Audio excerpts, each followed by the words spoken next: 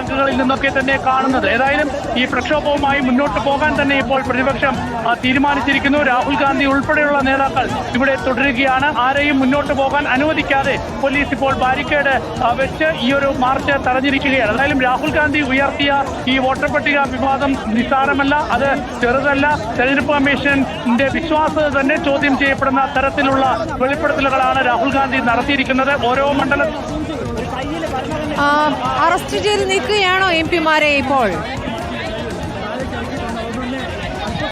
കനിമൊഴി ഇപ്പോൾ പോലീസ് ബസ്സിലുണ്ടല്ലോ.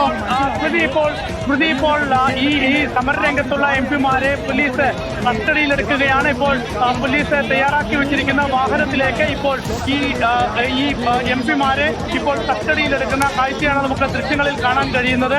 അങ്ങനെ ഈ പ്രതിഷേധ രംഗത്തുള്ള പ്രതിപക്ഷ അംഗങ്ങളെ കസ്റ്റഡിയിലെടുക്കുകയാണ് പോലീസ്. ഇപ്പോൾ ഈ സമരത്തെ പോലീസ് നേരിടുകയാണ്. അപ്പോൾ ഈ പ്രതിപക്ഷ അംഗങ്ങളെ ബലമായി തന്നെ ഇപ്പോൾ പോലീസ് തയ്യാറാക്കിയിരിക്കുന്ന ബസ്സിലേക്ക് കയറ്റി ഇപ്പോൾ എംപിമാരെ അറസ്റ്റ് ചെയ്ത് നീക്കുന്ന കാഴ്ചയാണ്. രാഹുൽ ഗാന്ധിയെ കാണാം.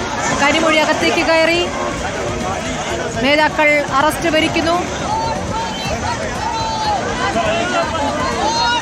ജനാധിപത്യത്തിന് വേണ്ടി അറസ്റ്റ് വരിക്കുന്നു എന്നതാണ് ഇപ്പോൾ സുപ്രിയ സുലെ കാണാം.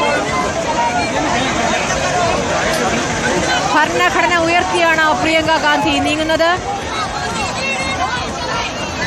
ഭരണഘടന ഉയർത്തിപ്പിടിച്ച് പോലീസ് വാഹനത്തിലേക്ക് നീങ്ങുന്ന എംപിമാരെ കാണാം. പ്രിയങ്ക ഗാന്ധിയുടെ കയ്യിൽ ഭരണഘടന.